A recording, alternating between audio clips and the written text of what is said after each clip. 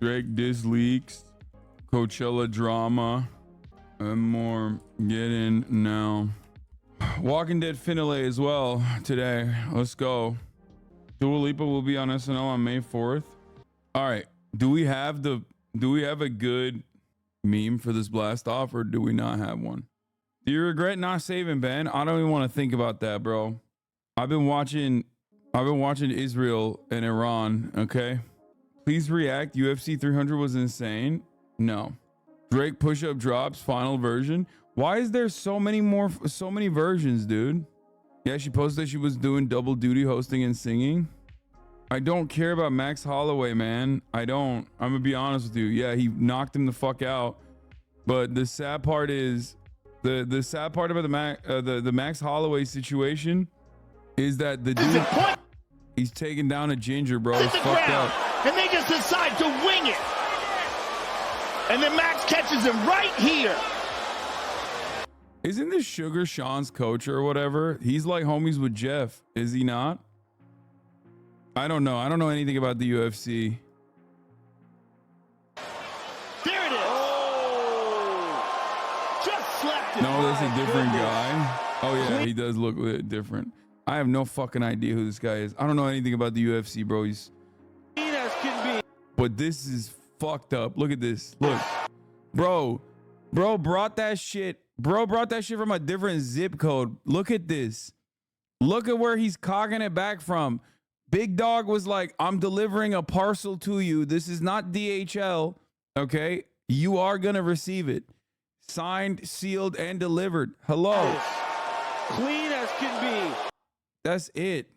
I wonder if he just like broke a bunch of his fucking skull. I feel like that's a skull fracture. He was winning all 5 rounds and did the point of the ground shit and knocked him out with 1 second left in the fight.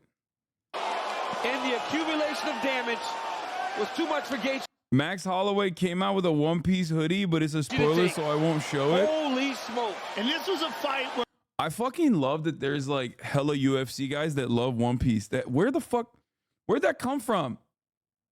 Like there's that boxer with the white beard tattoo, like CTE. Yeah, that does make sense. Honestly, it does make sense. If I was a fighter, I would only dress up like Doflamingo though. Honestly, I would not. Cutie saying it out loud hurts. For the record, I made that slideshow for Wine About It because I thought it'd be funny. I think that was pretty lit. And then I reused it on Fearand because they get my secondhand. I just don't know what to say. I don't know why she's so cruel, you know what I mean? I just don't know. I guess you're right. Recycled cutie content is still better than no cutie, right? It's just that still hurts. Still hurts to know about. Hurts to be cast aside like this, like a napkin that you came into and just tossed aside and forgot about. Anyway, Fearand started as anti-women, and to see you guys fall off so much to have Cutie on hurts my misogynistic soul. What do you mean, dude? Cutie is a way bigger misogynist than all of us combined. She's the GOAT at misogyny. Anyway, I love Cutie. She's dope. Yeah, one day she'll realize like Wine About It is the side bitch, you know, and that we are the main bitch. Like one day it will happen. I know it will happen. I don't care. I know it. He's like the liver failure king. What happened to Liver King now? I heard he's giving $1,000. Oh, that's not even fucking. That's just Bert Kreischer. Here in Columbia, South Carolina, and we're getting ready to jump on the fountain. I saw it this morning. I saw that's the move.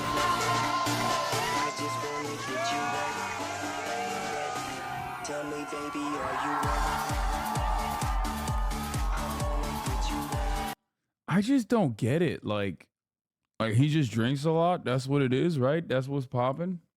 I don't know. Drake called Rick Ross an anti-white racist. All right, bro. All right. We're gonna do it. We're gonna freaking do it. White folks love Bert. Yeah, they really do. Wait, did I blast off or did I forget to blast off? Oh my God, I forgot to blast off. What is happening? What is happening right now? Oh my God. Frat boy David Tell. I just don't get it. It's not for me, but it is for someone. I mean, people love it. People love that shit. People love his shit, bro. People think like, oh, that's a old white guy, likes to drink a lot of alcohol. You know what I mean? Shirt is fire today, Haas. Thank you. UFC fighter goes on rant about capitalist theory after winning fight. Wait, what? Property, and let me tell you something. If you care about your fucking country, read Ludwig von Mises and the 6 lessons of the Austrian economic school, motherfuckers. I love it, Best post-fight interview of all time. Safe to say, Overton window is shifted. Let's fucking go. Dude, I love that. Yeah, when your cause is best promoted by a dude who's been fucking bludgeoned in the head. Yeah, no, he's not wrong. In order to get to this level of libertarianism, in order to become like a Mises fan, you literally do need CTE. So like, it makes sense. You have to be mentally severely disabled due to blunt force trauma to the fucking dome. Your skull needs to be taking your brain and just like whipping it around for extended periods of time. Okay? Your actual skull bone is just slapping the shit out of your fucking brain meat on a regular basis. Only then do you become a fucking anarcho-capitalist. So he's not wrong, technically. Read Ludwig von Mises and the 6 lessons of the Austrian economic school, motherfuckers. Yo, this guy is 100% a Nazi too, I assume. There's no fucking shot. A Brazilian dude that's this into libertarian, this into neoliberalism is a fucking Nazi. There's no shot he's not. In Brazil, you're either like a fucking, you're either a Lula supporter or you're a Bolsonaro Nazi. Do not ask this guy who his grandfather was. Close, he's an ANCAP. Are you going to start watching WWE storylines? Are about to go crazy. Dude, Brazil has so many fucking Nazis. It's really sad.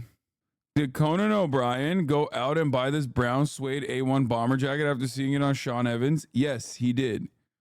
Also, this jacket is sick.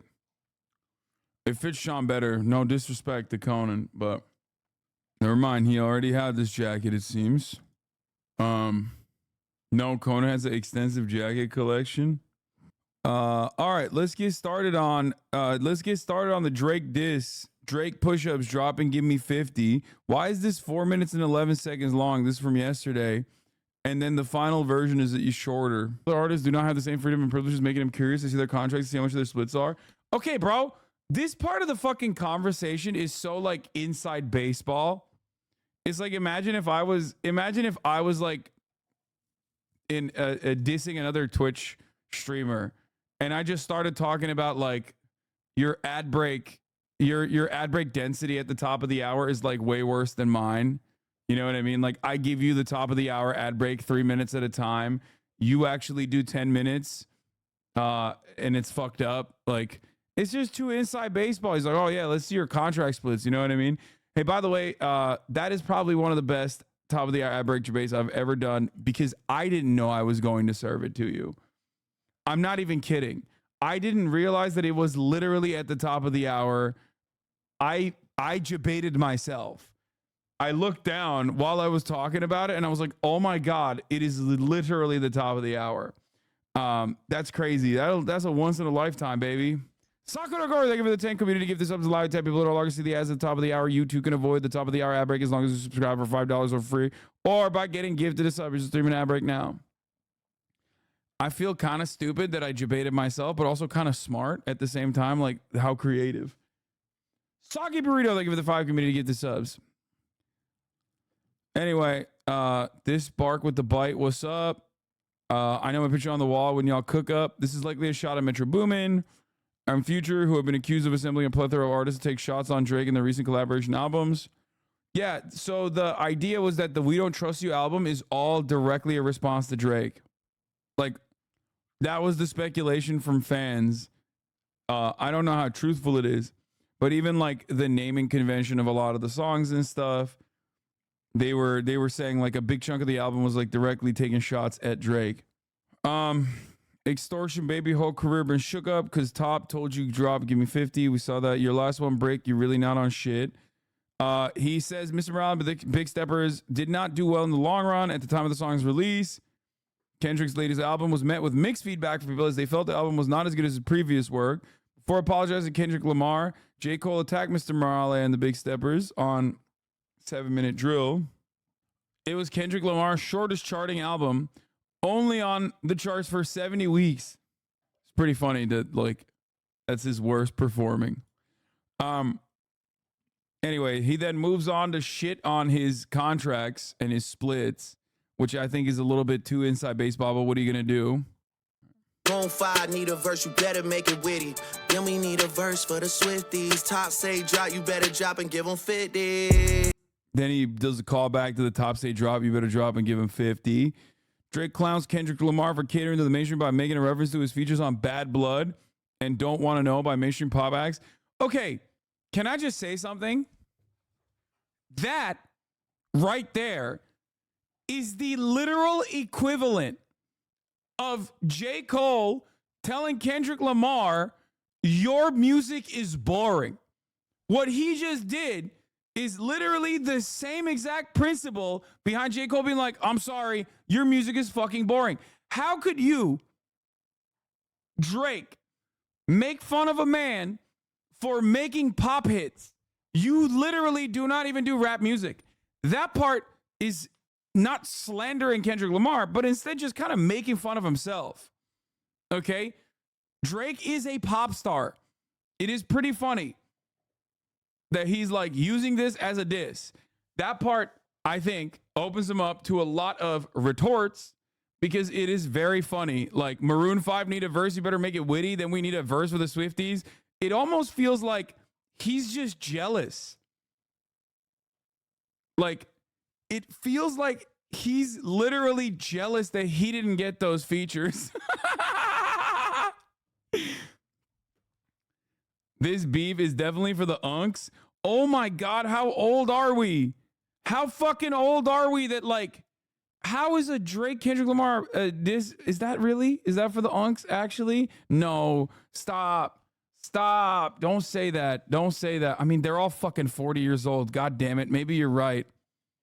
No, I think Gen Z listens to this shit too. I think Gen Alpha is the only people that are like, oh, this is for the unks. You have to be like literally a 15-year-old to be like, no, I don't care about any of these guys. Like, what the fuck does Gen Alpha listen to? Like Blady?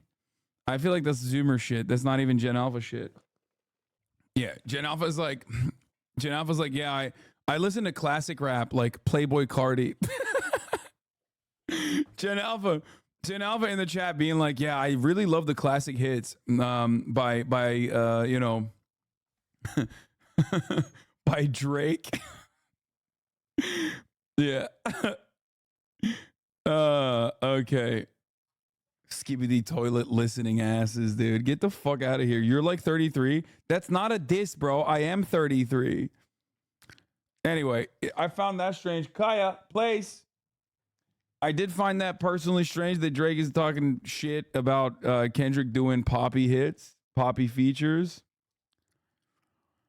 You ain't no big three. Okay. Oh no, he called him Pipsqueak. Okay, that one is really good.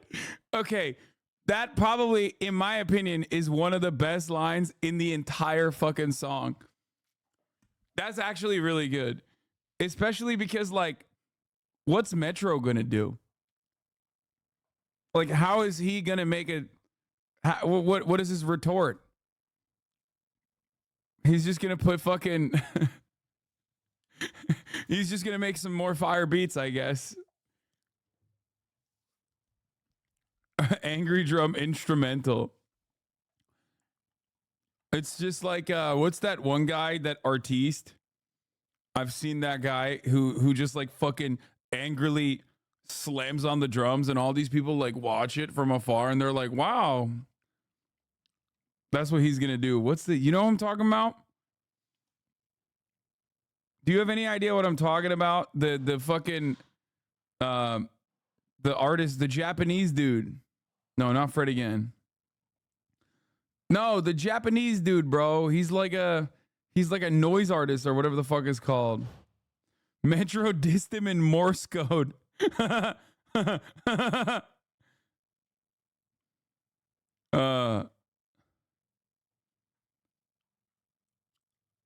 Is it Mersbo? Let me see. I'm gonna show you. No, it's not this, bro. What the hell? No, it's a dude who's like a drummer. He's literally like, he's just like, oh, this is the guy. Yeah. This was a long and extended bit, but honestly, it's worth it. This is how Metro Boomin is gonna respond to Drake.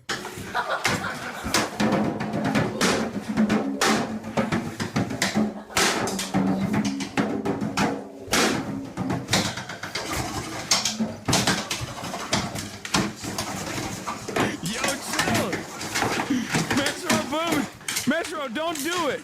Don't do it. He's going crazy. He's going crazy. Bro, do you hear? Do you hear that?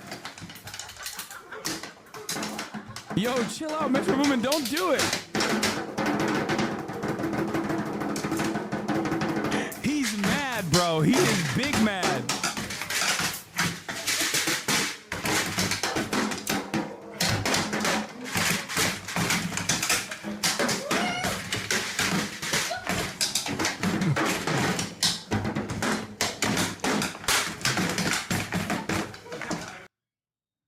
This is an unironic thing that people watch, by the way. I don't really understand it at all. This is why we don't fucking trust you part 3. It's just him. It's just him. This is Metro Boomin. Go back mentally to 2015 and tell you do not feel the same. RDC made a fire video on this. Yeah, we'll watch that in a second. Let's continue. Let's continue with the song. I have not been able to finish this fucking thing. It's crazy. Drake goes after Metro Boomin after tension between the two have been rising for months. At the time of this song, Drake's last produced record from by Metro Boomin was More M's with 21 Savage, which released over 1.5 years prior. On the track, Drake reportedly dissed Metro Boomin in his verse on the track with multiple subliminals. They got love for the boy, so they fake it. Crack a couple jokes to some bitches on some snake shit. 30 minutes to listen to a 4-minute song? Yeah, well, this is important, dude. What do you mean? This is lyrical, miracle, mystical, spiritual shit. Okay, calm down. We're having fun with it. Drake references his and Kendrick Lamar's prior comparisons to megastars Michael Jackson and Prince. He likened himself to Prince on Mask Off. Kendrick did. Drake then acknowledges Kendrick Lamar's bar from Future and Metro's track Like That, just from 3 weeks prior, where Kendrick raps, "Your best work is a light pack. Prince outlived Mike Jack. Bum." Kendrick is saying that Prince, who passed away in 2016, outlived Michael Jackson, who passed away in 2009, implying that Drake will not live as long as him. Drake claps back at this comment by referring to himself as a king, as Michael Jackson's nickname was the King of Pop, and Kendrick Lamar as a prince. Given Lamar's prior comparisons to Prince, Drake points out that a king, being the father of a prince, has more power than a son, essentially calling Kendrick his bitch. I think the worst part about this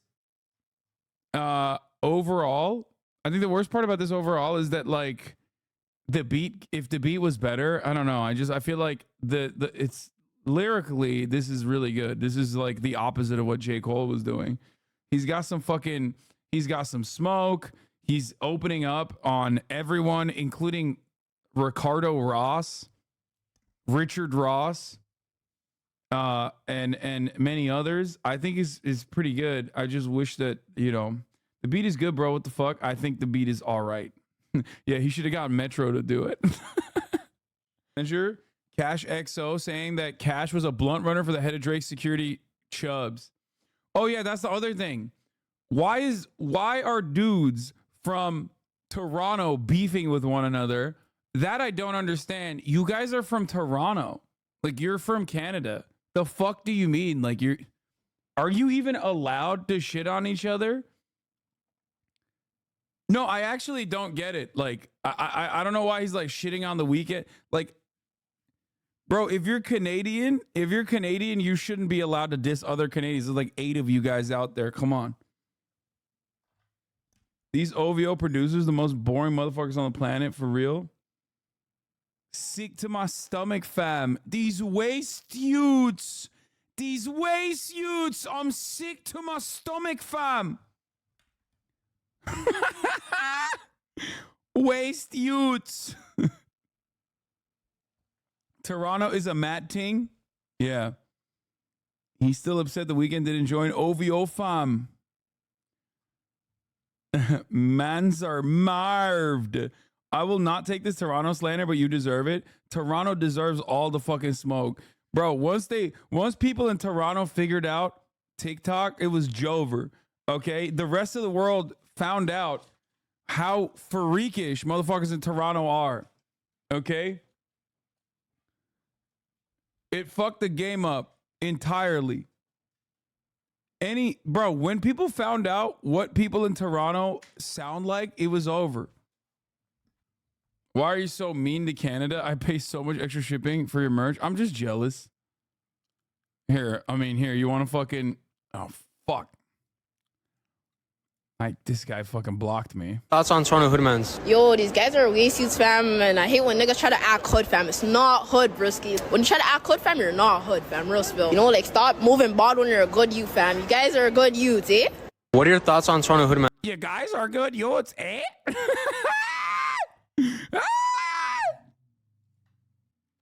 Bro, imagine getting bopped by a dude that sounds like that, though. That's like, it's so Jover.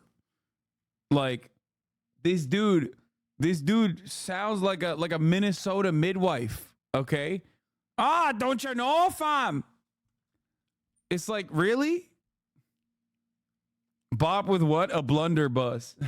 a homemade weapon. Where's you's fam? It's like they got a Minnesota midwife, okay, to fucking be around like Caribbean dudes living in England for a while, and this is what happened. How could this accent come together? Like, it makes no sense. It's a crime, honestly. It is straight up a fucking crime. T.fam. We're out here bopping the waist youths. It's a mad thing. Eh? Don't you know? Living 15 minutes out of Toronto, my favorite thing ever is the suburban white boys who throw on that accent. They always have the broccoli cut too. Yes. Sick to your stomach, fam. Can you say this? Yeah. Eh?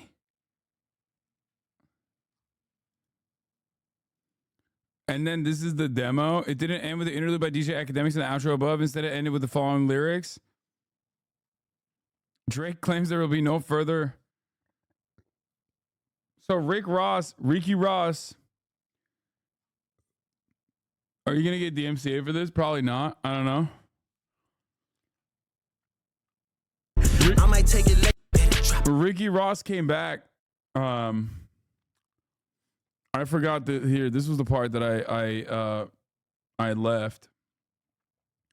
But yeah, Drake references the preview Metro Boomin future song and Rolling Loud of the track Like That. The version previewed was an earlier version of the track, now featuring Kendrick. The unoriginal demo of the song. There's a slight change in the lines. Rolling Loud stage, y'all were turned. That was slick as hell. Lucky that your dog, Lil BM, doesn't kiss and tell. She'll probably change if BM starts to kiss and tell. If your BM starts to kiss and tell. Hugs and kisses, man. Don't tell me about no switches. Hugs and kisses refers to the Weeknd's label, XO. Drake is saying that Abel is too soft to be talking about violence and guns. Bro, so are you. You're from Toronto. What the fuck, dude? Yo, this is like if Lil Uzi Vert made a diss track and was calling people gay. You know what I mean? You'd be like, wow, y'all are so gay. You paint your fucking nails and stuff. It's like, bro, you were on Degrassi. I don't understand. What are you saying? Half of this shit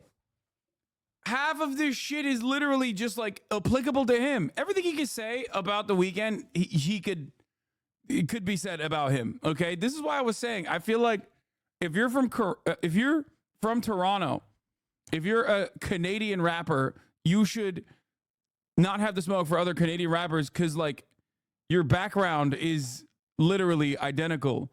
Waysuits, eh? Also, The Weeknd is on top. He gave like fucking gorillions of dollars to Gaza. What is this analysis? What do you mean? What is this analysis? This is the best goddamn analysis you're gonna get in the rap game, dude. The ironies of The Weeknd used to be on benders in the hood of Toronto. Drake definitely never had to do that. Yeah, Drake was a victim of gun violence in Degrassi.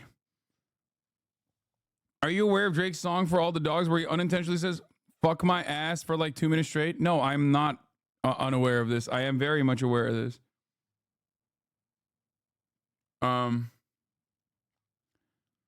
Anyway, yeah, Drake, it talks about how he like stole his uncle's car for The Weeknd and shit. Like he was never, like he was not, you know, he was never like someone who struggled and experienced financial hardships or anything like that. It's ridiculous. But yeah, insinuating that Kendrick doesn't have any more disses in him, a provocation that aims to elicit a response while using Kendrick's bar about switches. Drake could also be making a double entendre about Abel switching up on Drake, having once been a close collaborator of his and even almost an OVO signee. This corroborates Drake's mindset about the diss, as April 11, 2024, 2 days before leaking of this song, Drake replied to DJ Academics asking him if he had a diss ready. I'm ready and waiting. I'm tired of all these bluffing podcasts calling this. He's got to show me smoke for me and only me. I'm right there. This man out here trying to thug while he had a bar mitzvah as a Jew. If you have a bar mitzvah, you cannot be a thug. Straight up.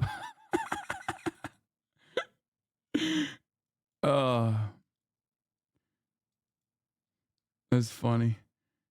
I thought Drake started from the bottom. That's the whole meme, that he didn't actually, like, his bottom is like upper middle class fancy. You know what I mean? My top 5 is Drake. God,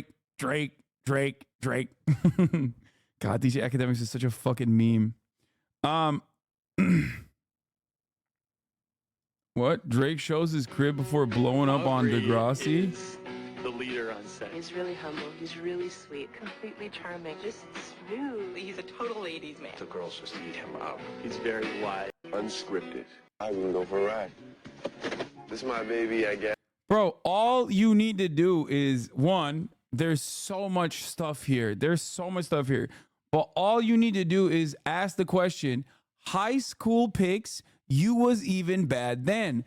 What the fuck does that mean, Drake? What do you mean about high school pics, you was even bad then? What do you mean? Why was that a bar? What are you saying there? That's all you need to ask this 40-year-old man.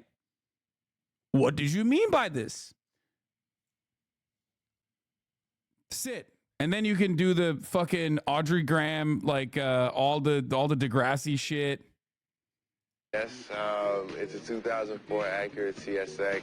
It's a nice first car for like a teenager, I guess, as opposed to a Mercedes or BMW. I think that's pretentious, personally. But hey, if oh man, good thing he didn't change. You know, I think a Beamer is pretentious. Bro has a fucking private Boeing 747. you have the money to buy it, then feel free. Enough about the car. Let's go inside.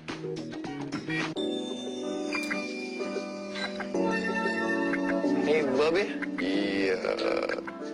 Me and my grandma have a little thing where my mom doesn't let her eat chocolate, but my grandma slides me a little extra cheddar on the side, and I make sure she gets her daily chocolate dose. That's my grandson.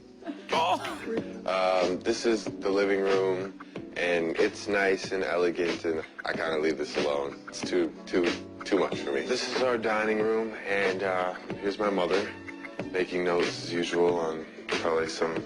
Transposing my to-do list. Yeah, exactly. Through here, this is our wonderful fridge.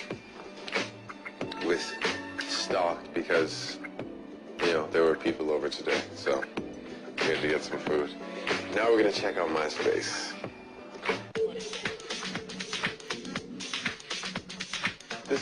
This is why I said personally, like, making fun of Abel, who, as far as I understand, had like a very rough upbringing, despite the fact that they are both from Canada, is crazy to me when everybody knows this was your background.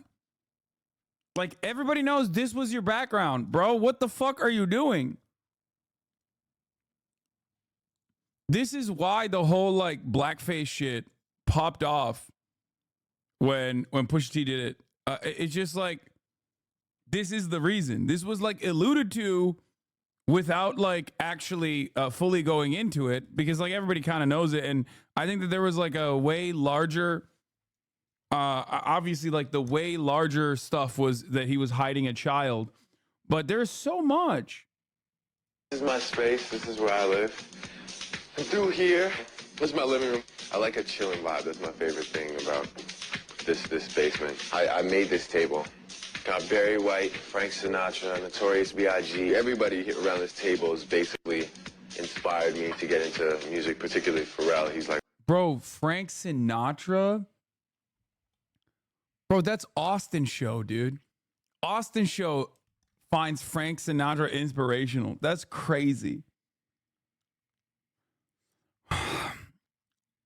He's like Frankie Valli in the Four Seasons. Rick Ross had to smoke for him, by the way. Beautiful day. Me waking up from a nap, I just realized BBL Drizzy called his mommy on me. He shared their text messages between each other.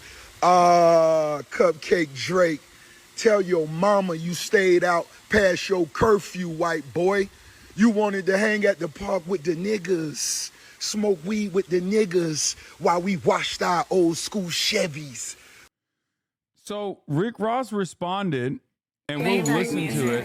Fish tank. Except, once again, I repeat myself a little bit here, but like, it's not like Rick Ross himself doesn't have a lot of openings either. You know what I mean? Like, Rick Ross himself is not, like, he was a corrections officer. Okay?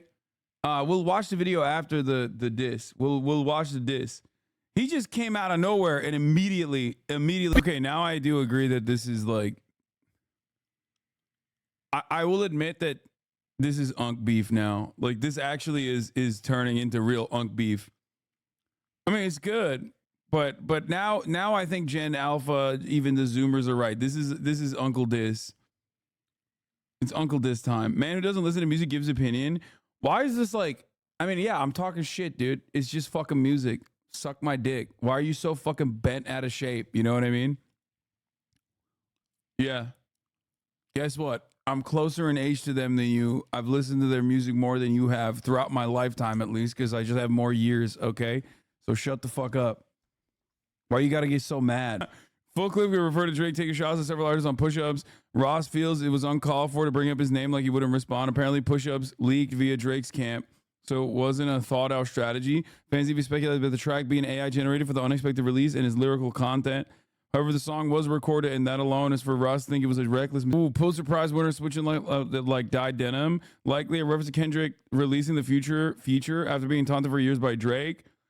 Ross could also be suggesting that Drake is winning the awards Pulitzer Prize for his writing skills. Meanwhile, his ghostwriters are writing rentals because they aren't being paid when they are making the hits, doing the killings. Dyed denim shows the original color beneath. Ross would be implying that Drake is fake and see-through. The whole song is about how Drake is like is a culture vulture and grew up very white and wants to portray himself as hard, while also simultaneously alluding to the fact that Drake may or may not have ghostwriters, which is a big that's like a big meta. This is real Uncle rap, I guess, officially. Not a secret. I mean, he does have ghostwriters. What? Rick Ross here takes a shot at Drake being insecure about his prominent black Afro-American features. To the point at which Drake took matters into his own hands to get it surgically innovated, using the term father nose to get the point across. Wait, what? If you look closely, you can see that Drake's nose was a bit more plumb and stubby in 2011 than it is now. Wait, is that real? Which gives Rick Ross artillery for the rest of the verse? No, I think they're just fucking making that up, right? I don't think that's real. Look at it. Dude, what the fuck? You can look at pictures is real? I mean, could you just be different angles? Like, that's a reach. He got a fake six-pack from Dr. Miami, though. Bro, it's so funny. Drake really is Illuminati. The way that fucking Shade Room comments think that he has like I've never heard so many people like speculating on whether or not he's gotten plastic surgery, whether it be a BBL as a joke, right? Or even like dick surgery. People after the dick meat leaked were unironically being like, maybe he got dick surgery. Why is it that everybody's like, oh no, Drake has gotten plastic surgery for everything? Drake responds, dude, Philip Lewis is posting about this. That's awesome. Fucking deputy editor of Huffington Post is posting about this beef. Drake responds to Rick Ross's claim that he got a nose job in his diss. I would have got us a 2-for-1 deal if I went, Mom, Obs, the internet is saying you got a nose job. You look the same to me in the kitchen today. I can't believe you would get one without me because, you know, I always wanted one. Don't tell me that you got tattoos without me and now this too. Wait, what? This is so fucking corny. Why is he like this? Bro, Drake is so... God damn, dude. He is so... What a cornball, dude. What a fucking cornball. It's coming from the Rick Ross, the guy I did songs with. He's gone loopy off the Monjaro. He hasn't eaten in days. Oh, he's saying he's a Ozempic Wegovy. Is that what it is? Monjaro's is that like a different? Is he saying you're on Ozempic or some shit? I don't know. I don't know what the fuck Monjaro is. I guess. He hasn't eaten in days. It has turned him angry and racist. He's performing at proms for money is bad. Don't worry, we'll handle it. Don't worry, mommy, we'll handle it. Mommy dearest. Dude, how do you put out like a pretty solid diss track and then fucking turn around and be like, mommy dearest, this big bad guy is racist? How? Why are you doing cornball ass fake text messages? The fuck's wrong with you? I just don't understand it. Notice how nobody in this BV wants to touch Playboy Cardi? Bro, what kind of fucking diss is Playboy Cardi gonna do? He's gonna be like, brr, brr. Playboy Cardi's also gonna do fucking Morse code as this is back. Is that what you... Shut the fuck up. Shut the fuck up, Slatty Matty. Playboy Cardi too busy doing fucking Camilo Cabello or whatever fucking features, okay? Making noises I've never heard of before in my goddamn life. Whatever her name is. What is it? Cabello? Camila Cabello? What the fuck is her name? Am I saying it wrong? Shut up. Who cares? Yeah. All right, let's continue with this Rick Ross diss. You said the police nigga hating on my dog project. That one is... Oh, I unfollowed you because you sent motherfucker cease. This is the French Montana.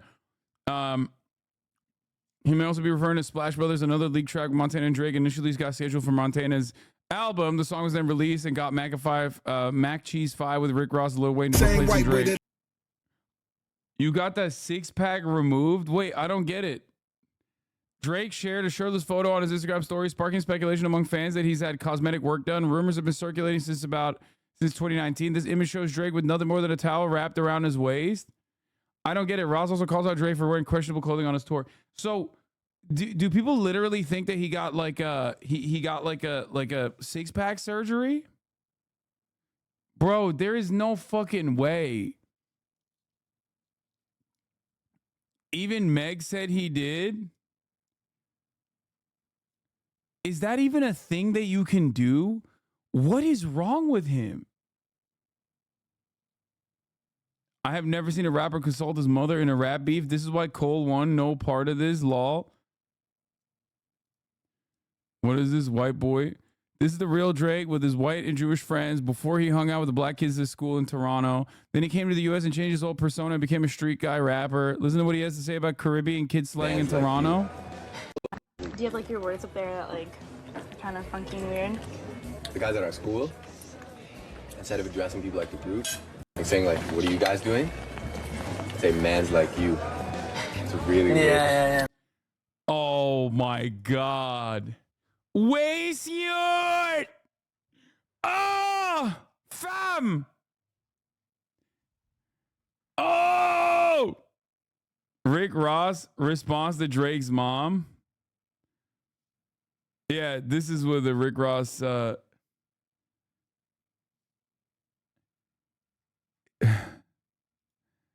it's so funny.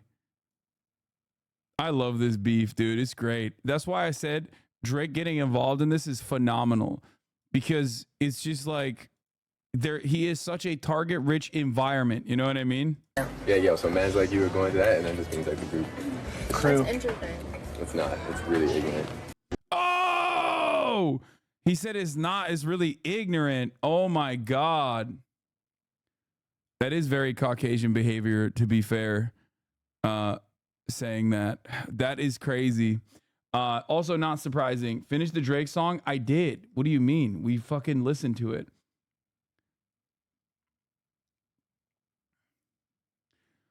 It is pretty funny that the guy who packed him up like this and kept calling him white is also a corrections officer, famously, who basically LARPed or ripped Rick Ross, like an actual famous criminal, Rick Ross's persona. So that's also a something to remember here. Here it is. The cop wearing a belt around his belly button is wild. Tucked in too. So yeah, that is definitely a choice. Rick Ross recently said his favorite political figure is Ronald Reagan. Yeah, I mean, that's not really. Drake leaks if no World War III. I've never been more glad that we're talking about rapper beef. Yes. All right, let's watch this RDC world. Oh, wait, hold on. Let me do the Rick Ross, the boss, Teflon Don. Oh, it's such a beautiful day. Me waking up from a nap, I just realized BBL Drizzy called his mommy on. Rick Ross should have locked up Drake for this. Drake is a 17-year-old fan on Unearthed video clip. First of all, Rick Ross literally has entire bars about date rape. What are you talking about? Rick Ross is also the last fucking guy to talk about Drake being weird with women. He literally talks about like drugging and getting women really fucked up. I put Molly in her champagne. She ain't even know it. Hello? What do you think that's about? That's literally about date rape. That's a whole song about date rape. She didn't even know that. Like, she enjoyed it. She ain't even know it. What the fuck? I don't know music. Proceeds to bring up old Rick Ross bars. It's from a time when I used to listen to music. Okay. Yeah. You almost forgot about that? Don't worry. I did not. So like all of these dudes have, except for Kendrick Lamar for the most part, all of these dudes have like a lot of shit that they could get pulled into a they could get pulled into rap beef and would get farmed and would get flamed. But yeah, let's finish what the Teflon Don, Mr. Corrections Officer, had to say. He shared their text messages between each other. Cupcake Drake, tell your mama you stayed out past your curfew, white boy. You wanted to hang at the park with the niggas. smoke weed with the niggas while we washed our old school Chevys. White boy, you got a Chevy, white boy? I doubt it. But anyway, big nose. Big nose. Boy, you had 25% body fat with a carved out 6-piece. Stop. Oh my God. Why is he getting so ruthless? 25%. Bro, you are fat. Dude, this is the type of this only a fat man can say, okay? You know, Rick Ross is like 90% body fat, first of all, which makes it really funny. That's why he knows his shit. He's like talking about BMI, 25% body fat with fucking iced out 6-pack. That's crazy. That's real fat on fat violence right there. We know what time it is. That shit costs 40 bands. Stop. But tell your mama, well, in Miami, we say old girl. Tell your old girl she a beautiful lady. I told you that before, and I meant that. But you tell your mama, white boy, you stayed out at the park too late. And you can't call her when you get in this shit. This shit too deep to call your mama, white boy. Bro, Rick Ross lost enough weight for like 2 fat men, and he's still fat, by the way. So he knows. Like a balding dude calling out the Norwood scale. True. Yeah, see? When I used to be 280 pounds, I used to roast my friend who was around 250 for being fat Lamau. Yeah. You say Kendrick has no skeletons on his closet? Think again. Whoever told Kendrick to do that GQ shoot in 2013 needs to be arrested. What? Okay, first of all, this isn't Kendrick Lamar. This is Bruno Mars. So you guys are racist. I refuse to recognize this. Okay, that's just Bruno Mars. Oh, wow. A lot of racists out here thinking that that's Kendrick Lamar. That's not. Okay. And also, secondly, even if it is, being cringe is not a crime. Last time I checked. So fuck you guys. Okay. Yeah, that's right. Everybody in 2013 dressed like this. Here's Drake's GQ cover. Drake gets dapper for GQ style Bible. See, yeah, that's worse. Rick Ross calling OVO the pastrami The luxuries posse. of life. I might write a song today called Who Knows? Who knows? One thing about, I'm going to say this. You niggas with them BBLs, you niggas, I'm speaking specifically to you niggas with BBLs. If you got a fake body, you got a fake mind, nigga. Yeah, he's like, I'm true to myself. You know what I mean? Bro, Rick Ross is on some Lizzo shit, okay? He's like, listen, I love my curves, okay? It's called body positivity. Do you understand? He's like, yeah, that's right. We moved on. We moved on against fat shaming. We are now doing body neutrality. Okay. We moved away from fat positivity to body neutrality. We love a confident queen like Ricky Rose. It's so funny. He's just shitting on Drake for not being true to himself. Leave that shit to them cute bitches walking around in YSL heels. Watch the Rick Ross stole his whole identity video by Trap Lord Ross. I don't need to watch a Trap Lord Ross video to tell you that. I knew that already. I talked about it already. Yeah. Not you bitch niggas in OVO. The pastrami. They went at him for Ozempic like, fuck it, go off king. That's what I mean.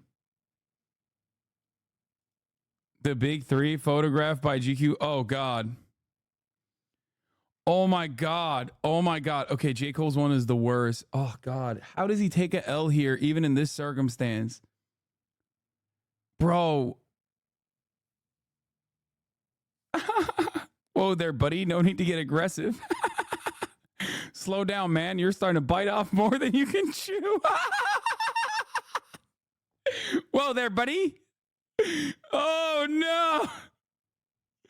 Oh, Jesus Christ. Host said she likes Steve Lacy. Oh, okay. Anyway, this is This was the style at the time. Yeah, I know. Yeah, you say that because you had a hat phase like Kendrick. Hasanabi. Let's not talk about that. I am not the one on the pedestal here. I am not the one under attack here. Let's not talk about how I used to dress back in those days.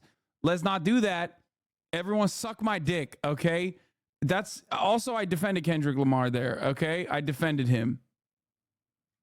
You wore Ed Hardy? No, I never wore Ed Hardy. I always hated Ed Hardy, but I definitely did have a Hasanabi phase for sure. I don't understand how Drake could be like an artist, have so much spare time, be one of the fucking richest artists out there who could just like hire a private chef and a personal trainer to be with him 24/7, and he still hasn't been able to figure out this like weightlifting shit. It blows my mind. A $40,000 ab surgery is idiotic in comparison to just like literally having, like, it just doesn't make sense. Like, why don't you just train? I don't understand it. Bro, chill.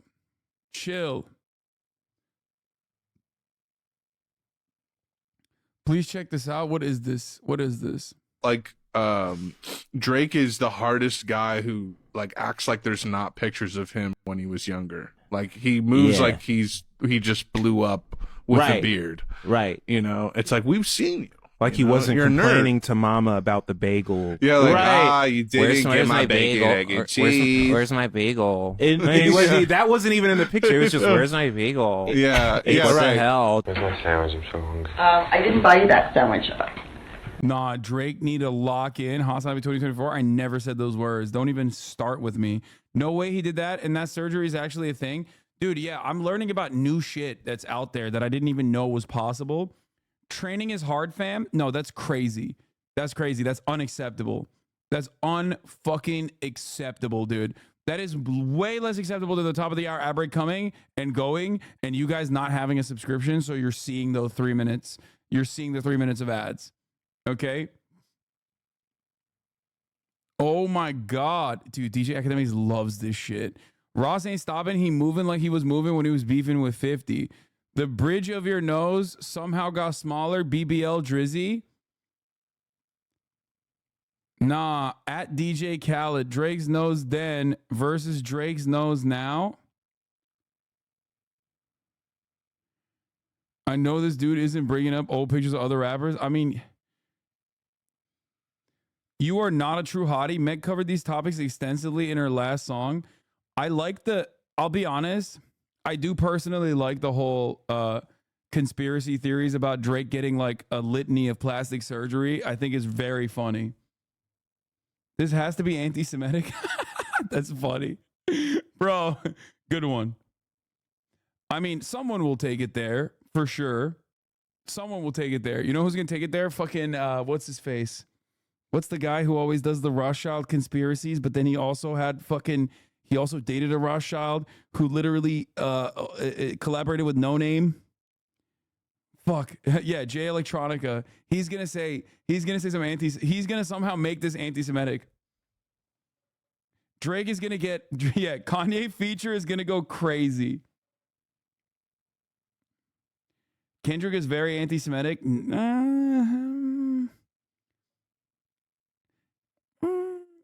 He's just more of a, no, I don't think he's anti-Semitic, but he's just like, you're just saying that because he's like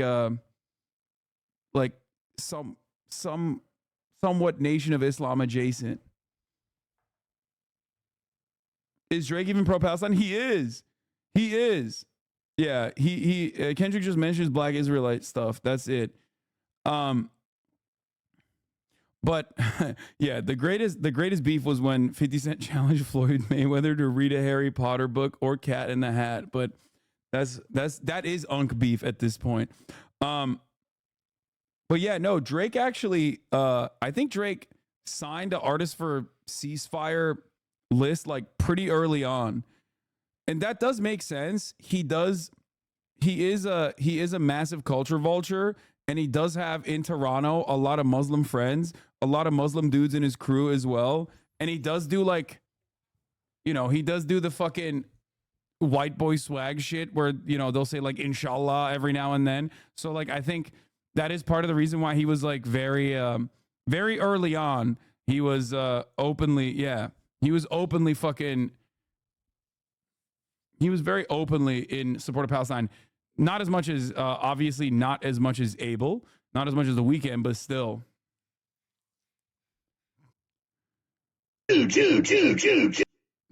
What? No, he's not doing that. Jesus Christ. Also, why is there an Alex Jones clip saying this? Actually, why is there an Alex Jones clip like this? Why is Alex Jones in a hotel room doing this to a laptop camera? How have you not seen this clip before? As a Alex Jones stan, I had not seen this clip before. Seeing two Muslim brothers fight hurts Kendrick and Drake. Weeknd always catching W's no matter what. Law for someone that said the things he said and been around for so long, he's surprisingly unproblematic. Law. Yeah, The Weeknd was canceled for like having a corny HBO show.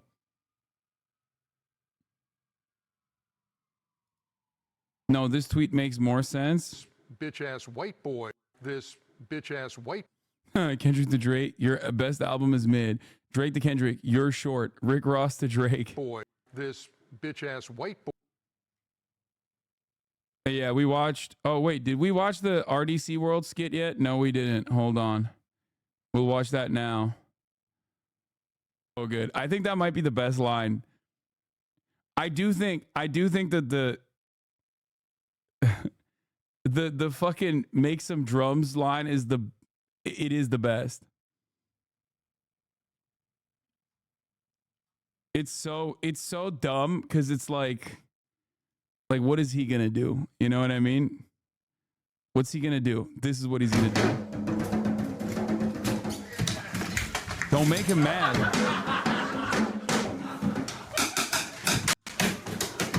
Do not make Metro mad.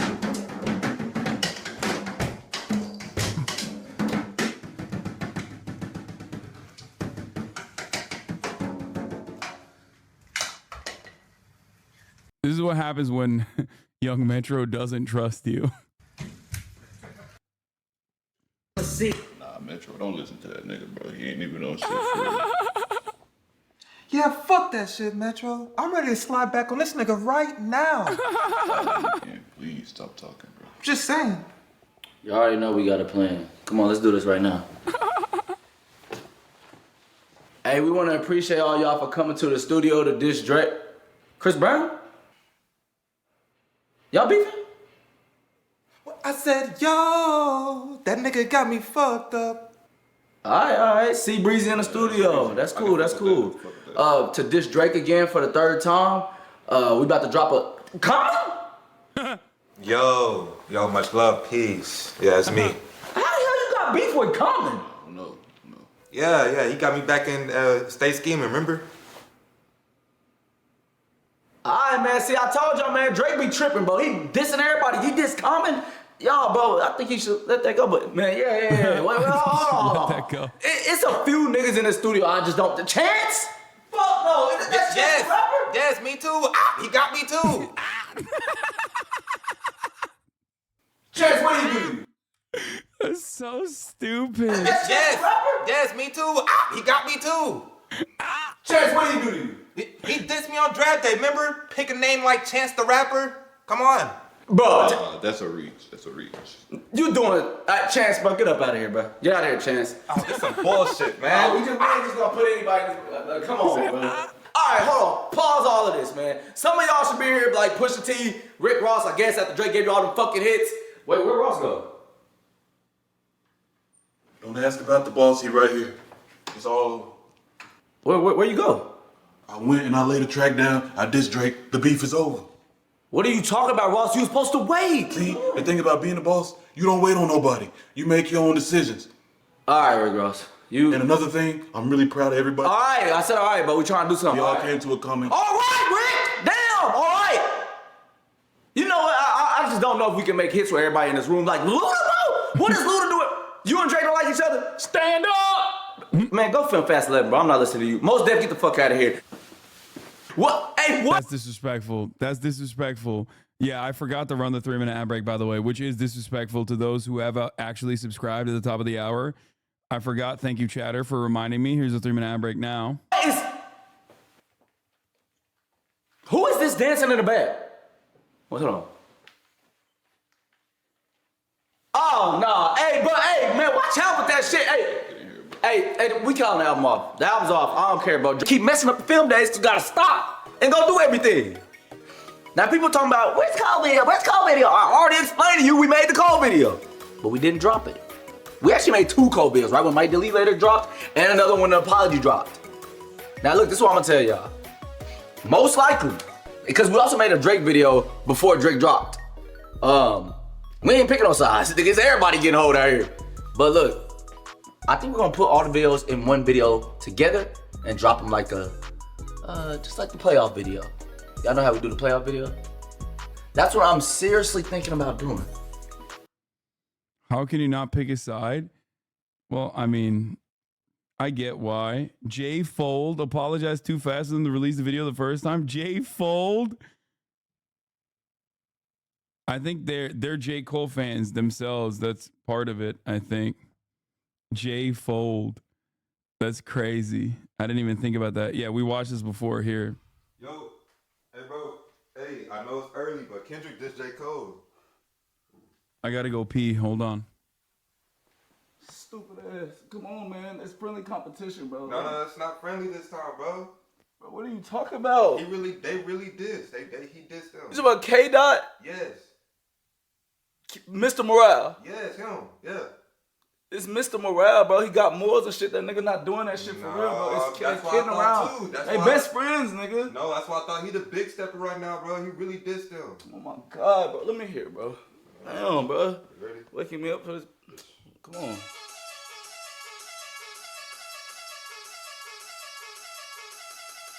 Who beat is this? That was Metro. It's Metro beat. Metro and Future. Boy, Metro Future and Kendrick Lamar jumping? Well, they just Drake too.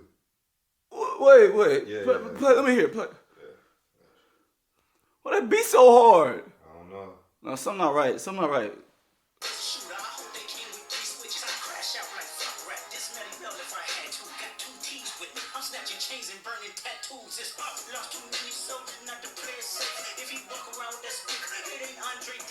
No, he's talking about Cole right there.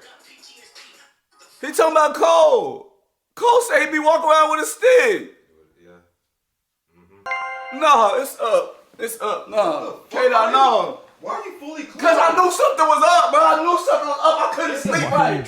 No, hell no. Man, what the fuck is the Hillbillies doing, bro? No, bro. PG Lane, bro. I fuck with y'all. This what you doing, bro? They want to jump and shit. We got, okay. Who is it? We got Cole. We got Drake. Shit. 21 there probably jump in, right?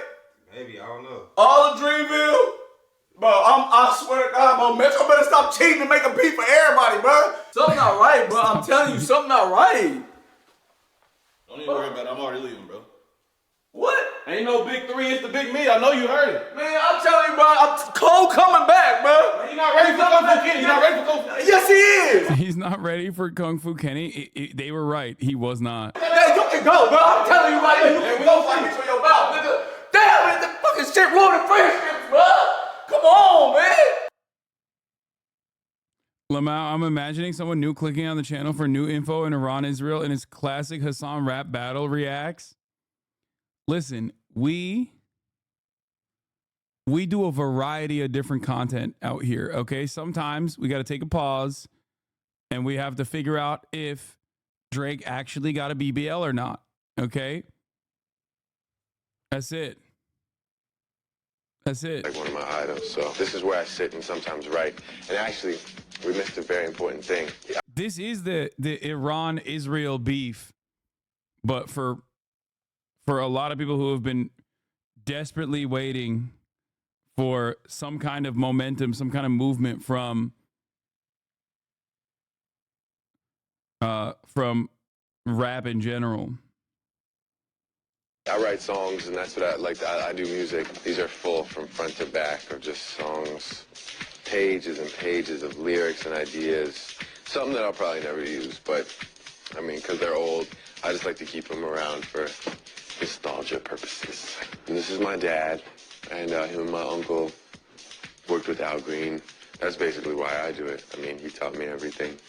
So thank you, Dad. I don't get to see you that often, but you know, my love is always with you. And then through here, this is my comfort area. As you can see, I recently did laundry. This is actually a very nice couch. And in here, I have more stuff. Some sweaters and t-shirts, some blazers, jackets, and the shoes are a big thing. I got them from bottom to top. You know, at the end of the day, that's material possessions. That's not what I'm about. This is what I'm about. I'm a music fanatic. Look at that. The 50 Cent album, Get Rich or Die Trying, the best. So I got some fads from Marvin Gaye, Kanye West, Big L, Jay-Z, all the Jay-Z albums. I don't know, we could go on for days. I got the studio mic set to my height so I can just flow a little if need be. I've been a mess since every girl I left went and got a new man, but I'm the new version of Fresh Prince. And the band's got bumped for real. I switch wifey every season like Uncle Phil. And then the chorus drops. So that was a little verse I wrote. Little something, little zum. Yeah, I got some stuff around here. I got Andrea's first single. I got this CD, which is pretty good. It's Chaos. Toronto artist, supports the Toronto artists. And I got this the other night. It's Allie. It's one of my best friends on Radio Free Roscoe, which is a great show, by the way. Feel free to tune in. This is one of the nicest letters I've ever received from anybody. He feels that I could complete the trifecta of the greatest African-American actors of all time, who are Sidney Poitier, Denzel Washington. And he says the third edition would be Aubrey Graham. Jason, I thank you, man, on the real. I never got a chance to respond to you. I hope you're watching this. Thank you so much. I appreciate it with all my heart. And just know that I keep it close. And I will keep this with me for the rest of my life. No matter where I go, you're the one that said it. So if it happens, man. You called it. And this is my room. This is where I live. This is the life I'm living right now.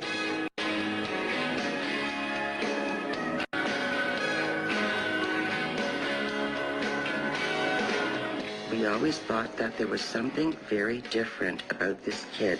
When we had a piano at home and I would come home with my nursery rhymes, Aubrey at 3 years old would take the lyrics and... Man, your chat is such haters. Oh my God. I mean, hating on Drake.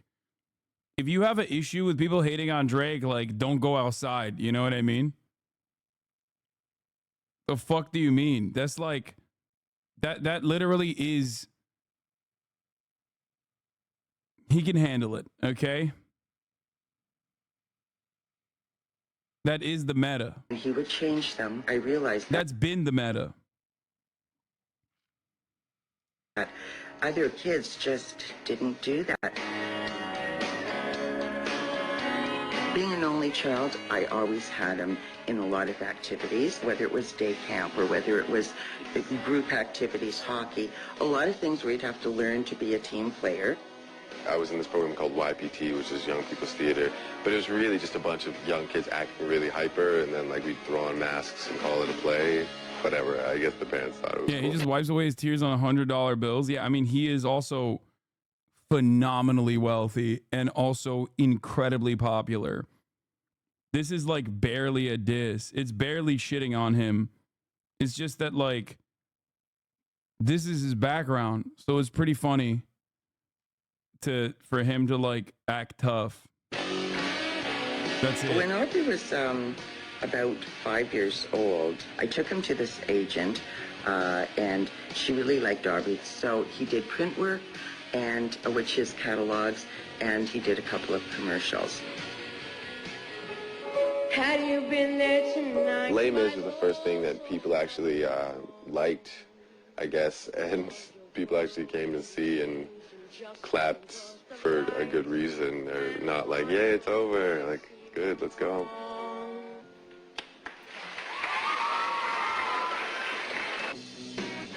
Apparently they'd been auditioning for Degrassi for a whole year or something at all these schools in the city. So it was the last 3 weeks of auditions and he got in. I was gonna wait till tomorrow, but I think you might need this now. Happy anniversary. I called Aubrey and I asked him to come home because we lived right across the road from the school at the time. So he came home and then I told him and he, of course, went crazy. He couldn't believe it. Oh, man. You're looking at it. Degrassi Panthers, Jimmy Brooks is on the prowl. Music and acting are the only things that I can commit to on a regular basis, no matter what. From Toronto to Tennessee, a town to stay down. Oh no, Grandma. Oh hell no. Bro, this is such a target-rich environment. It's crazy. This is crazy. I did not know that this was on there too. Oh my Lord, bro. Oh my God. Oh my God. We're gonna run that back. From Toronto to Tennessee, a town to stay down. OKKK. New Drake album coming soon. You see that? You like that? That was my grandmother shamelessly promoting the new Drake album, and that's my middle name and also my performance name, so. Why'd she say KKK like that? Why'd she say, oh, KKK? That was weird, bro. Crunk rappers would say, oh, KKK. Yeah, but it's different when she says it. Thank you, Bubby. This is the guy you want to follow, unscripted. Appreciate that, man. Completely unscripted. That touches me right here. What was that kid's name again? Oh my God. Oh my God. How Hassan shows up to stream after getting a good workout. What?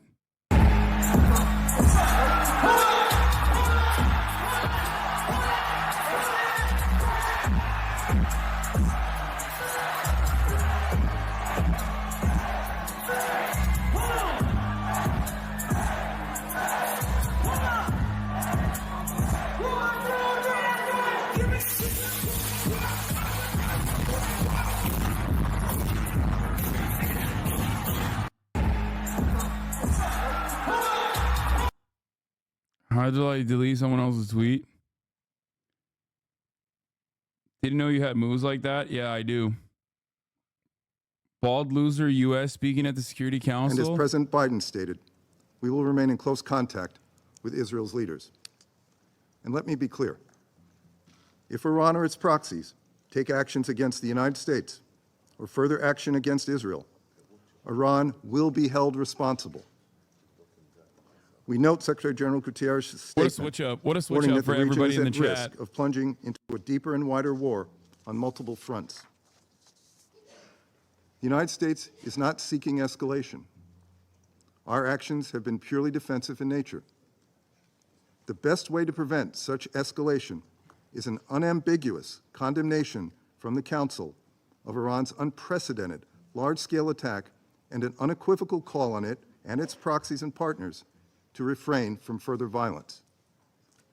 Our goal is to de-escalate and then get back to the issue at hand, securing an end to the conflict in Gaza by getting a ceasefire in Gaza through a hostage deal, as well as surging humanitarian assistance to Palestinians in need. Thank you, Madam President. I thank the representative of the United States and pass the floor to Ecuador. Presidenta. Thank you, Madam President. I wish to Malta. thank the Secretary General for the information provided. I also welcome the presence of the permanent representatives. No, you guys don't understand. When Israel bombed the Iranian embassy compound, that was purely defensive. But when Iran retaliated as a consequence of having their soil be attacked by Israel first, That was purely offensive and unprecedented. Technically, it is unprecedented. It's just not unprovoked. Not wrong to call that unprecedented because, they are attacking Israeli soil. But to say that it's unprovoked would be incorrect.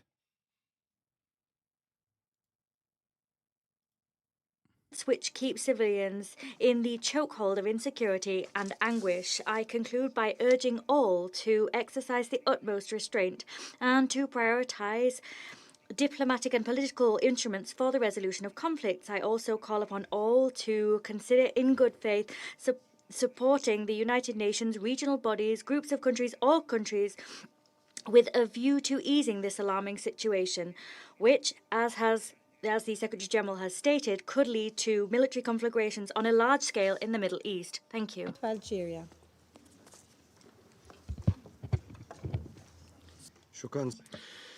Thank you, Madam President. At the outset, I would like to thank the Secretary General, Mr.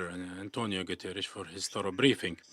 The Security Council meets today in the wake of the developments in the Middle East yesterday that actually create a threat for a very dangerous escalation that could bring the region and the world to an even more dangerous stage where things get We out don't of have control captions. and whose results cannot be predicted.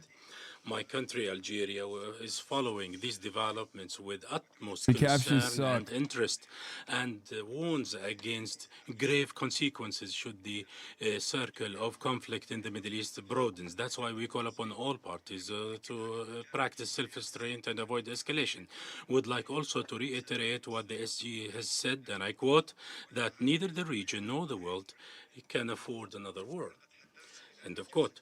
And we have warned during the Security Council's session that have discussed the attacks launched by the Israeli occupation forces on the Iranian embassy building in Damascus at the beginning of this month. We have warned against the aftermath of not putting an end to this arrogance and behavior of the Israeli occupation in the region. And we have always emphasized that this could bring the whole region into conflict. And today you can see that our point of view was correct and our warning was honest. That's why the Middle East is undergoing very critical circumstances that makes it incumbent upon all international actors to listen to the voice of wisdom so that we can all sail to safety together, while emphasizing that international peace and security cannot be observed without giving the utmost priority to the principles and targets of the United Nations Charter, the policy of double standards, and adapting and tweaking and focusing on the contradictory I think Algeria literally supported Iran too. as per whims and desires of some, would undermine our international order. Today we are at a crossroads. Either we hold tight to the international law without any adaptation or cajoling or blandishment, or we risk being submerged into chaos and lack stability. The crises in the Middle East are part and parcel of each other, and they are all interrelated, and that's why the root causes should be addressed, and the root cause is the Israeli occupation. The recent developments cannot overrule or cover the central question, which is the aggression on the unarmed Palestinian people in Gaza, and at the same time, we can never use as a pretext or cover for to launch a land attack against Rafah. And we would like to reiterate that it is totally rejected and we need to avoid any attack on Rafah because its ramifications on the region would be catastrophic. We would like to reiterate that the de-escalation things in the Middle East on the short term would have to go through reaching a ceasefire in Gaza and also to put an end to the heinous killing machine and the collective punishment that's being carried out against the Palestinian people. Sustainable peace and security in the region would only be attainable through empowering the Palestinian people of its legitimate rights and inalienable right as well, and to put an end to Israeli occupation across all Arab territories territories, and that's why the Security Council should rise to the occasion and deliver on its functions on the protection of international peace and security, and prevent any further deterioration, and therefore to work afterwards seriously on establishing the independent Palestinian state with Al-Quds al-Sharif, Jerusalem, its capital, and to put an end of the Israeli occupation of all Arab territories. Thank you, Madam President. Thank the representative of Algeria and pass the floor to Japan. Thank you, Madam President. I also thank Secretary General for his timely briefing on this urgent matter. We are now witnessing an extremely dangerous situation that could cause catastrophic consequences for the whole region and the world. Japan is deeply concerned about the attack by Iran against Israel using numerous drones and missiles, which put huge population in real danger and could further aggravate the current turmoil in the Middle East. Japan strongly condemns such an escalation. We are seriously concerned that this large military action will increase the already extremely heightened tensions in the Middle East and lead to a wider and more serious regional confrontation with global security and economic ramifications.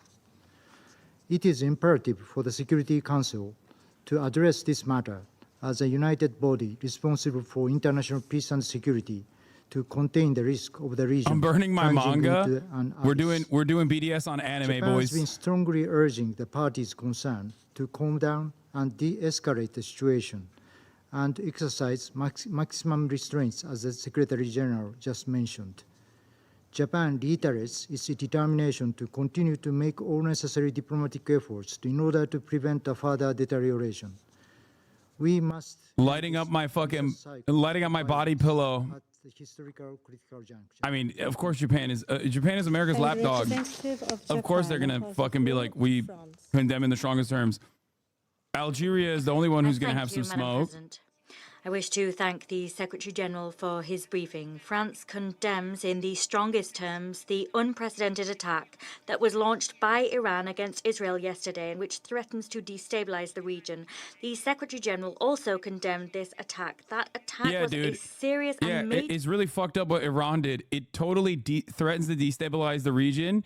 It's definitely not Israel that is threatening to destabilize the region. Such an unprecedented act. Iran crossed a new threshold in its destabilizing action and is risking a military escalation for which it would be responsible. We call upon Iran and its allies to, at long last, and without further delay, cease their destabilizing activities throughout the region. France expresses its solidarity with the Israeli people and recalls its commitment to the security of Israel, of our partners, and to regional stability. We welcome the fact that very fortunately indeed, Israel was able to successfully repel that attack. That made it possible to avoid the worst and spare many civilians. France is working towards de-escalation with its partners in the region, and we call for restraint. President of the Republic, Emmanuel Macron, and the Minister for Europe and Foreign Affairs, Stéphane Séjourné, are working assiduously on that task. France is fully mobilized to find a settlement to the crisis besetting the Middle East for de-escalation and to enforce the principles that underpin our international order. In Lebanon, we've made proposals to the two parties with a view to reaching, through dialogue, a cessation of hostilities. In Gaza, France is striving to bring about the immediate and unconditional release of hostages and to bring about an immediate and lasting ceasefire. It is high time, 6 months after the terrorist attacks of October 7th and the beginning of the war in Gaza, to lay the foundation for a lasting political settlement to this crisis by tackling the root causes of the conflict. That is what is proposed by the draft resolution that we have proposed to this council. We call upon all members to support it. We must leave no stone unturned in avoiding a new war in the Middle East. Thank you. United Kingdom. Thank you, President, and thank you, Secretary General, for briefing us today. The United Kingdom condemns unequivocally Iran's reckless attack against Israel, which risked thousands. Guys, technically, they keep saying unprecedented, and what they want to say is like unprovoked, but they can't say unprovoked. But it's a good substitute to say it's unprecedented because it technically is unprecedented, Iran striking Israeli soil, right? But like, if you don't follow the news, you're like, oh my God, these Iranian guys, they're out of control here. Like, as though for 2 weeks, they haven't been fucking spelling out that Israel's actions are genuinely unprecedented and also technically unprovoked. Striking an embassy is an act of war. Iran is technically correct for retaliating. Okay? The notion that these guys, the notion that Israel is always small bean and always defending itself is obviously ridiculous. But the reason why they're having this conversation is because most people don't fucking pay attention. They hear, oh, wow, Israel killed a bunch of like white guys. That was really fucked up. But overall, you know, I guess like they're being a little aggressive, but they're defending themselves for October 7. And also, nobody knows about the fucking embassy attack. So they're just only thinking about this as like, well, Iran struck again. And it's time, I guess, that, Israel and the coalition forces show Iran why we don't have health care here in the United States of America. Stabilize the situation and prevent further escalation. It is vital that all parties exercise maximum restraint and refrain from any action that may heighten tensions further in the region. We also call on Iran to release the MSC Ares and its crew unconditionally and without delay. Iran's actions do nothing to advance the prospects for peace in Israel and Gaza.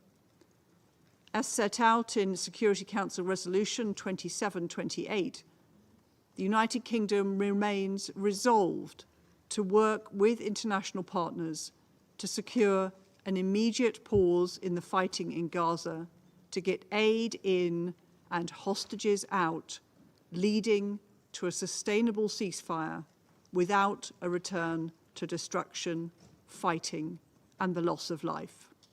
Thank you, Madam President. I thank the representative of the United Kingdom and pass the floor to Mozambique. Thank you, Madam President. We thank Malta's presidency for convening this urgent meeting. We highly value the insights provided by His Excellency Mr. Antonio Guterres, Secretary General of the United Nations on this crisis. Madam President, precisely I find it funny that Iran pretends that they aren't aggressors, as if they didn't orchestrate the pillage and rape on October 7th. No, they literally didn't. And that's not just like the Iranian sentiment. That's not the statements coming from Iran. They literally said like, you know, October 7 is dope, but we didn't do anything about it. Like, don't give us the credit for it. And it's also sentiment shared by not only the Iranian leadership, but sentiment shared by unlikely allies. The United States of America and Israel also openly stated that October 7 was a Palestinian resistance movement that was not, as a matter of fact, was not communicated with prior with Iran. Iran also noticeably, my fault then, misremembered it. Iran also noticeably was absent from the conversation after Israel violated red lines that the axis of resistance had against Israel's actions in Gaza. Iran didn't do shit after Israel struck Beirut. Iran didn't do shit until Israel struck their embassy. Okay?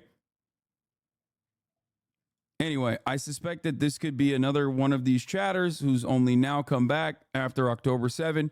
We welcome you here, okay? I hope you stick around and maybe you will hear some information that is, you know, that you're unfamiliar with. But that's why, welcome back. Don't be mean to the guy, okay? He's here on a learning journey. It is imperative that all parties involved, Israel and Iran in particular, strictly abide by the Charter of the United Nations that compels all member states to refrain from the threat of use of force. Hassan, they're 30 months up. They're a clear fan. No, they are. There's a bunch of fallen fans post October 7 that I've talked about before that, that maybe were fine with my commentary and coverage on Israel beforehand, but post October 7, we're like, no, it's too far. I suspect is one of those guys. They clearly left and sent you a message on October 8th, lol. Yeah, there's a lot of people like that that have been long-term community members, community subscribers that were just like, yeah, fuck this shit. I can't believe it. This is unconscionable that you would lay the hands of the violence and atrocities on October 7 in the hands of Israel, the state actor in the region, the apartheid state. It's just like a lot of people go, oh, but your coverage hasn't changed on Israel. It has not, but it doesn't matter. Their perspective might have become a little bit more aggressive post-October 7. I think a lot of liberal Zionists that agreed with me on many issues, especially as it pertains to American domestic politics, had a very different attitude about Israel. Like, well, in the past, they might have ignored my commentary on Israel being an apartheid state, or maybe even like to a certain degree agreed with it because they were like, well, Netanyahu is responsible for it. They legitimately felt differently about it. You know? Thank you, Madam President. I thank the representative of Mozambique and pass the floor to the Republic of Korea. Thank you, Madam President. I thank Secretary General Guterres for his important briefing on the grave situation in the Middle East, including yesterday's attack by Iran against Israel. The Republic of Korea is gravely concerned about the current situation in the Middle East, exemplified by yesterday's attack by Iran against Israel, using numerous drones and missiles. The Republic of Korea condemns these large-scale attacks, which are not in compliance with international law. This is actually really interesting. To make the situation worse, freedom of navigation is now being threatened, not only in the Red Sea, but also at the Strait of Hormuz, which cannot be justified, regardless of any excuse.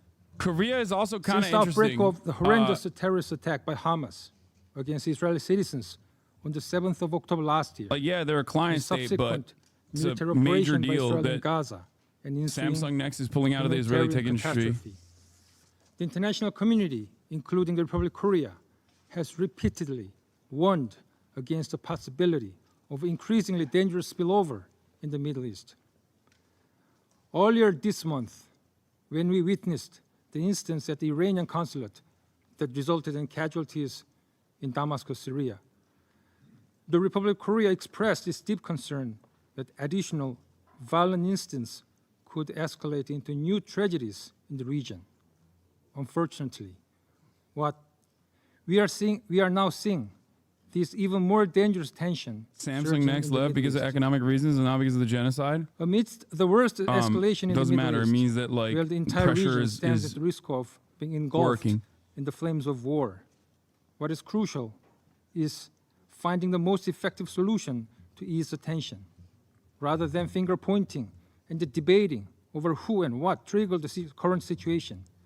Thus, the Security Council should gather the wisdom of all its members. We can still step back from the brink.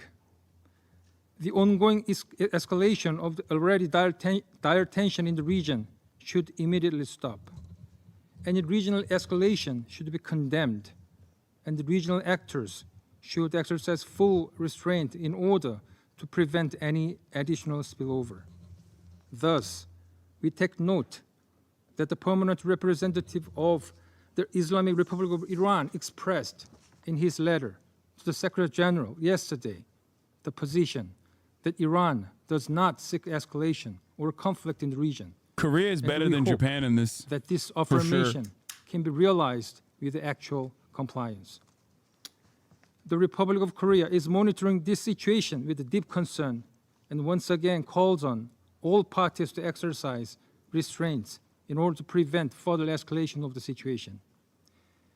Let me conclude by reiterating again what Secretary General Guterres pointed out yesterday in his statement and today in his briefing. Neither the region nor the world can afford another military confrontation. Immediate de-escalation is, as everybody understands, an urgent collective need at this critical juncture. I thank you, Madam President. I thank the representative of the Republic of Korea and pass the floor to Switzerland. Merci, Madame la... Thank you, Madam President. We welcome the swift convening of the Security Council, and we thank the Secretary General Guterres for his statement detailing the events of the recent events, and we underscore our common responsibility. Switzerland firmly condemns the coordinated attacks by Iran on targets in Israel last night. These attacks are part of a spiral of violence which is already dangerously underway in the region, as we also saw with the airstrike against Iran's consulate in Damascus on the 1st of April, an attack that Switzerland also condemned. Each of these attacks increases the risk of further escalation in the region. We also note with concern the seizure of the MSC Ares, a Portuguese-flagged ship, by the Iranian armed forces in the Strait of Hormuz. We have repeatedly warned against the risk of accelerating the spiral of violence in the region. It is imperative that all parties in the region and those with influence over them exercise the utmost restraint to avoid a further. I need to explain something to you guys, by the way. Fuck Switzerland for a second. But here, there's the new meta is going to be like New York Post and other like dish rags basically saying that like, no, Israel struck the embassy because one of the generals there, one of the IRGC generals that they killed was actually instrumental and the architect of October 7. That is objectively untrue. Okay? Every single State Department employee, including the Israeli ones, said that they did not think that Iran was involved in the planning of October 7. Beyond the fact that, like, obviously Iran is always plays a fundamental role in training the people, in training Hamas militants, in funding and facilitating arms to the armed resistance, and yet the October 7 attacks were done without Iranian go-ahead, without Iranian knowledge. So now they're turning around and saying, no, actually, it is the guy. He was the guy. He was the architect of October 7. Why is that coming out now? That's because people are starting to question why the fuck Israel attacked the embassy. And as soon as people start questioning why the fuck Israel attacked the embassy, the Iranian embassy, people are going to want answers for it. And that's why you're seeing chatters in here repeating those lines, despite the fact that early on, originally, they said that Iran, and kept this narrative through, which, if you recall, if you were in here back then, even I thought was shocking. Okay? Even I thought was very odd that both America, Israel, and Iran were saying that that Iran did not play a role in October 7. So just remember that. Israel also is claiming that it wasn't an embassy. Israel also is claiming that it's not a real consulate building. Israel is also claiming that maybe they didn't do it, but if they did, it was actually good and valid. So you have to remember that. Like, they're just trying to throw shit at the wall to see what sticks. Today, for example, about the now regular attacks by Israel against neighboring Syria and Lebanon. If such attitude, such things will continue unnoticed, then your appeals to restraint by all parties, which we share, can become futile. Distinguished colleagues, when we met in this chamber on the 2nd of April so as to discuss the strike by Israel against the consular premises of the Islamic Republic of Iran, Damascus, we warned that what was needed was a strong and unified signal by the Council that such actions were unacceptable. And not only against the sovereign states of Iran or Syria, and not only in the Middle East, but anywhere in the world. We called upon the colleagues in Security Council to clearly and unequivocally condemn such reckless steps to make sure that they don't get repeated. We also warned that otherwise the risk of a repeat of such acts and the general escalation in the region would grow manifold. We even proposed a draft press statement by the Security Council, and this was put together on the basis of standards for such cases, depoliticized language. And what did we hear at that time from our Western delegations? They said that for them, not everything was clear and obvious, and what was necessary was to assess and see whether such a signal from the Council will help stabilize the situation in the region.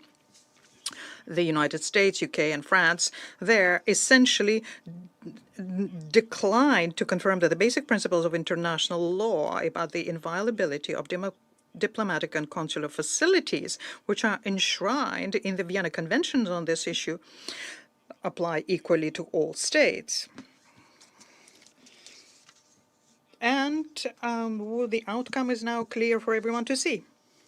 You know very well that an attack against a diplomatic representation is a casus belli under international law. And if a Western representation had been hit, you would immediately have rained down reprisals and would argue that I hate you that were the worst right. guy is making the best point. Chamber. And this is because for you, everything that has to do with Western representations and Western citizens is sacred. It needs to be protected. But when it comes to other countries, their rights, including the right to self-defense, about their nationals, well, that's a different matter, as you like to say. What happens then is you activate your favorite argumentation about lack of information, you start doing legalistic hair splitting, etc. And today in the Security Council, what we're witnessing is a display of hypocrisy and double standards, which it's almost embarrassing to watch. Russia has warned on many an occasion that the fact that many crises in the Middle East are unsettled, first and foremost in the area of Israeli and Palestinian conflict, which are frequently fueled by irresponsible, unilateral, and provocative acts, will lead to a growth of tension in the whole region. We have stated on many an occasion that no country in the Middle East or Northern Africa should become an arena for regional or international conflict. I mean, listen, Russia is no more hypocritical in their sentiment than the United States is, for the record. Like, it is, my opinion on the matter is that, like, when they come out and chirp about Western hypocrisy, it feels hollow in the same way that, like, when Americans talk about, like, how dangerous and destabilizing Iran is, and it's like, bitch, do you know who you are? Because Syria is constantly being bombarded by Israel. That's it. Many of they're doing their own did not find the courage to state clearly that the outburst of violence in the Middle East is developing against the background of an operation which is obviously no one is more hypocritical than the United States in this circumstance, and no more consistently hypocritical. By but West Jerusalem and Gaza and West Bank. That's and a bold-faced lie. We are not invading our neighbor. Please don't do that, Security Hassan. Council Resolution 2728. Wait, what do you mean? That's a bold-faced lie. We are not invading our neighbor. The United States of America literally has been funding and facilitating Israel's genocide while simultaneously talking about how Israel is actually not the destabilizing principle here, the principal actor, but it's actually Iran. The fuck are you talking about? It's not supposed to be a direct one-to-one comparison. America doesn't need to invade Mexico. We already fucking dominate both Mexico and Canada. Also, are you fucking nuts? Do you think that America is not America, the nation with 300 plus military bases all around the world, is ridiculous? Our troops are not bombing them, though. That is ridiculous. We just pulled out of fucking Afghanistan. Are you forgetting? Damn, this guy's good.